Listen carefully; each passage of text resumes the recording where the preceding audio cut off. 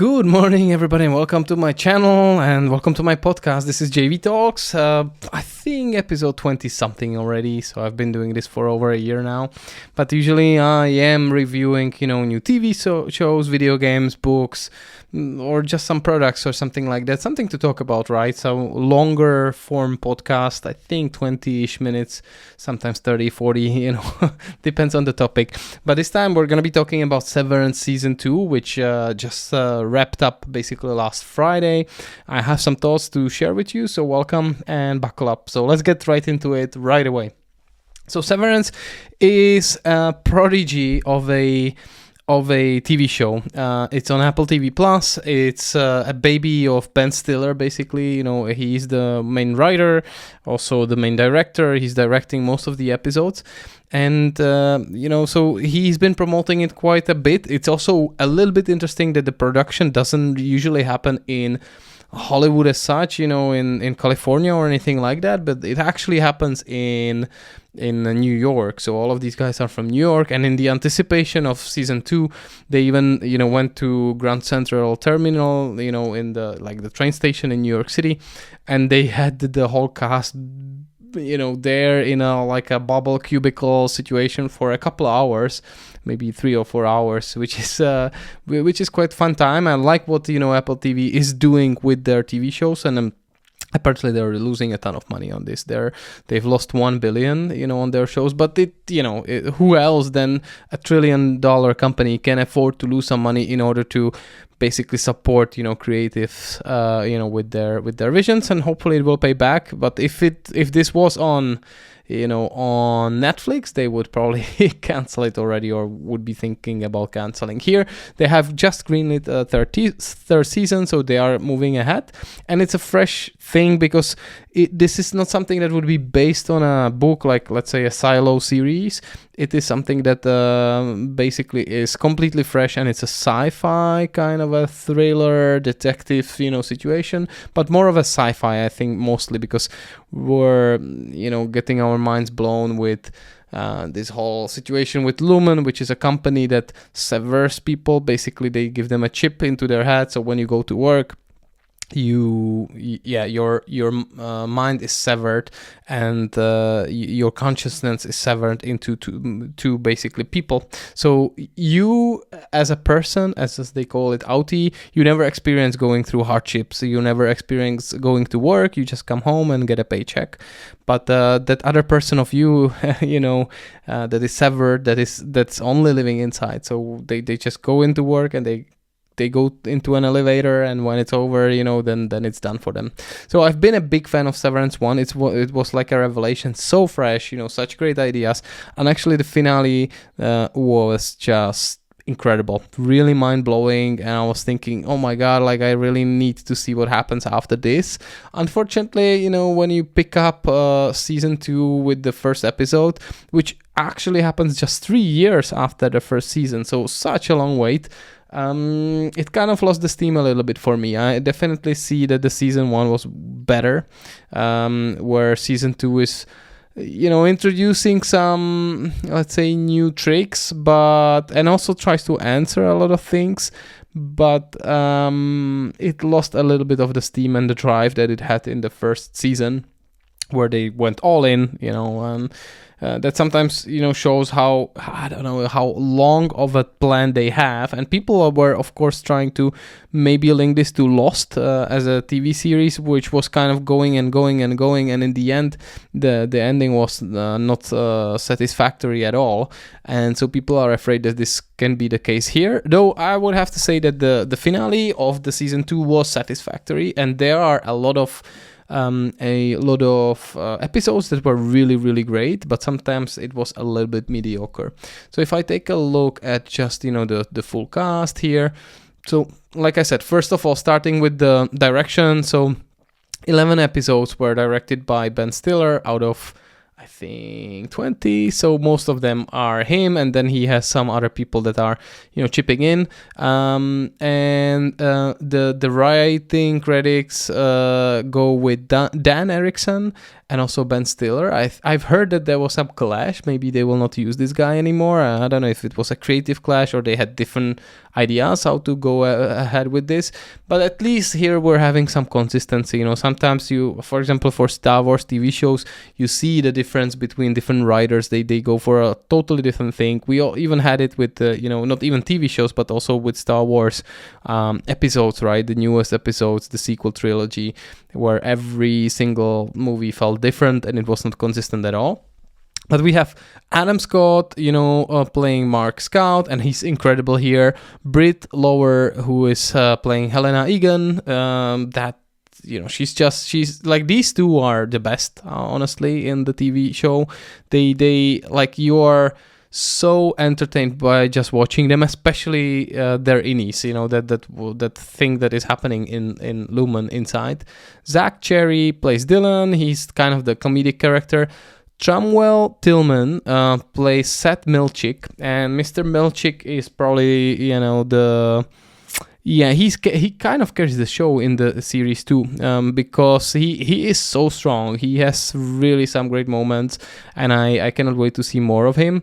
Though again, sometimes I'm a little bit stuck between, is this TV show trying to be very dark, or is it trying to be comedic? Because there are some of these comedic things that are happening, and often they are linked to Milchick, and to me it hurts the show. I think it would be better if they stick with one tone and just leave it with that, but it is beautifully shot. It is really, really beautiful show to look at, and all of these actors are giving their best, so kudos to them.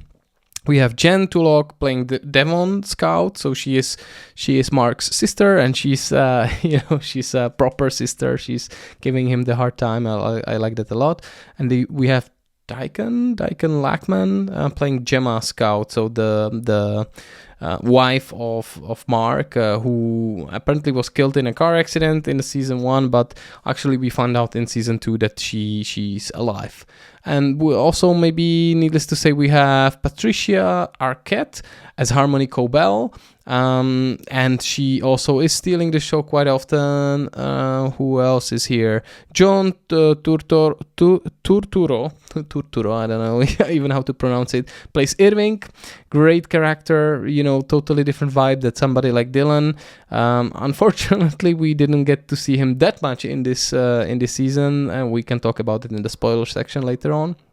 We have Christopher Walken playing Bart Goodman. So that's probably the biggest star, actually, in terms of the popularity, right? Like, he's the true Hollywood hero, and it's always refreshing to see people, in such smaller roles, in this TV series. So let's take a look at the individual episodes and their ratings. So in general, they are rated on IMDb between 8-ish and 9.6 for the last episode, so that got quite a nice reception, and it even was a long one. These are really long episodes, unlike sometimes what you're getting from Netflix or from Disney Plus, where it's just a couple minutes, 20-30 minutes. Here the finale was 76 minutes long, so that's pretty great. Though I think there was one standout, which was the episode 8, Sweet Vitriol, that was focusing on Cobell character, so it was kind of a departure from the series, and that one got only 6.7 stars, and I can see why. It was more about world building, I guess, but it felt really off. I think they didn't have to do this. Maybe they could focus the time on something else, and especially because there are so many things happening with the main characters, and suddenly you get this. So I'll go through this and just explain the concepts behind it and each individual episode. So in the first season, we basically find out about Lumen, what they are doing, how the Severance actually works, and there is a character called PD that is kind of in between these two words, and he's telling to Mark that something is off, and in the meantime, the Innies, they work on something that is mysterious. Their job is mysterious but important. They work in macro data refinement, and it looks like a normal office job, but in the end they actually do something quite important, and it is actually, I think, almost fully explained in this second season. And the first season ends with them being able to run to a control room and switch to their outie body. So their innie, mind is in their outside, body, and they can see what's happening outside of these walls of Lumen, but they can also connect with the rest of the world. And I think the biggest kind of thing was that Mark, shouted that he found out his wife is actually alive in Lumen, and it's his co-worker, Miss Casey, so-called. And the other thing was that Helly, realized that she's the daughter of the CEO, of the founder. And she's from the Egan family, and she goes in front of the TV cameras and says, that the Innies are being tortured, and they need to shut this thing down. So that was incredible. I was really at the edge of my seat. But after 3 years, you kind of forget about it. So the excitement and hype almost died down, and I think they need to figure out how to make it faster. Ideally within a year, maximum a year and a half. Otherwise, that hype will slowly get worse and worse season by season. And I bet that even here, because it had a little bit different tone, maybe they lost some people with this, because this TV show tries to be like a very intelligent, high IQ TV show. And yeah, I don't know. Sometimes it's kind of pretentious, to be honest. Like I said, if I would be scoring this as a full, season, I would give 9 stars out of 10 to the first season. This one maybe 8 or 7. I actually preferred, second season of Silo to this, which people hated, especially because it was darker and slower. This one is also a bit slower compared to the first season. Especially the first 3 episodes are kind of, again, establishing what's going on. And I am in the spoiler territory, so, if you are planning to watch it and you didn't see it yet, please, come back to this later. But so what is happening, in this first 3 or 4 episodes is basically that Helena Egan, the CEO's daughter, she decided to kind of spy on the people in Lumen, and she goes in without being switched, to Helly, that innie part of herself. So in the end, she tries to play a different character, and you can notice something is off. She behaves differently, and there is this kind of a love, tension between her and Mark. And here, in this case, it's obvious she doesn't know how to go around this, because just a few minutes ago they were kissing passionately, and now she's very cold and professional. It's really weird. You can sense something is off. And if you're into this, and I really like that they were releasing weekly episodes, not in a bulk, you can go to Twitter, X, or Reddit and just see what are the theories behind this. So then I think the first 3 episodes, Hello Miss Cobell, episode 2, Goodbye Mr. Selvig, and episode 3, Who is Alive, they are all rated quite well, 8.1, 8.4 and 8.6 on IMDb. But for me, the star of this season actually was the episode 4, which is a totally different vibe, and that got 9.1. That is my favorite episode of this. And there the Innies go for like a retreat, like a team building exercise. They are actually not in Lumen, they are outside, and it's very interesting. They have like these old school Russian uniforms kind of, and everything is covered in snow, but they discover a lot of things, and especially Irving discovers basically that Helena is infiltrating them, and she's lying, and so that was really great TV, and I will never forget about this. So just for this episode alone, I think it's worth to see this whole season. And then we have the aftermath of that, which is the episode 5, Trojan's Horse.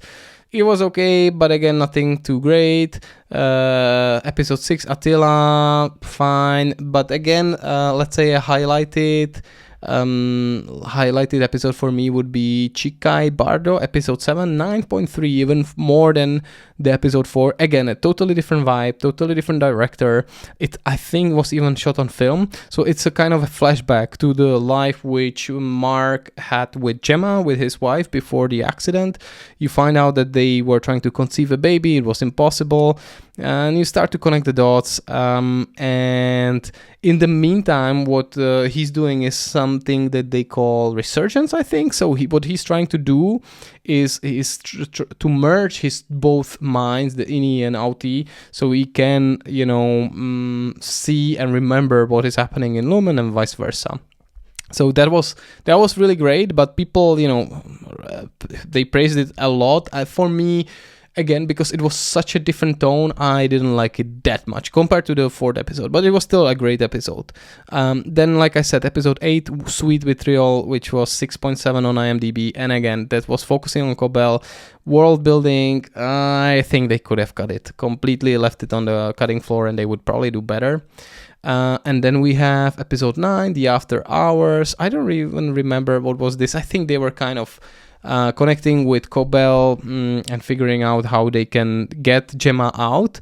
And then the top rated episode of the season is called Cold Harbor, and that was 76 minutes long. It just aired a couple days ago, and 9.6 on IMDb. That's incredible. And it was a great TV, honestly. So this is all about rescuing Gemma, from their captives. Actually, what I forgot to say was that in the episode 7, Chica y Pardo, not only we're focusing on the flashback of Mark and Gemma, we also see what is happening to Gemma right now in Lumen.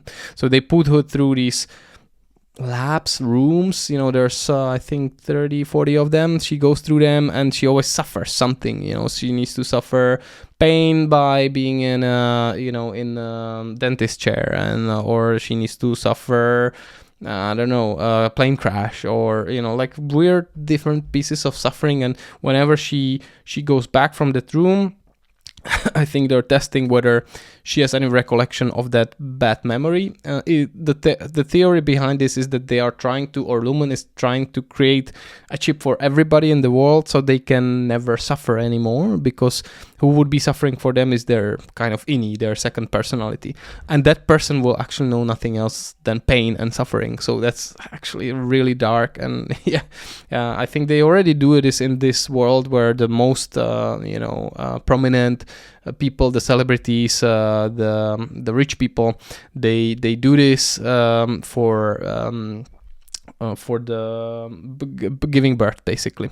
So there was like a lady which is very wealthy that had like 3 children, and she doesn't remember the childbirth because it's always just that one person, and her whole life basically of that one person, that mind switch, is just giving birth. That's just so dark, like when you think about it. So Ben Stiller with this Erickson guy, they have some dark thoughts, definitely. But coming back to the last episode called Harbor, so this is about getting Gemma out.